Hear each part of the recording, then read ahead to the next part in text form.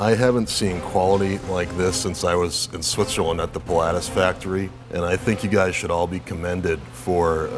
holding up the standard of quality you have here.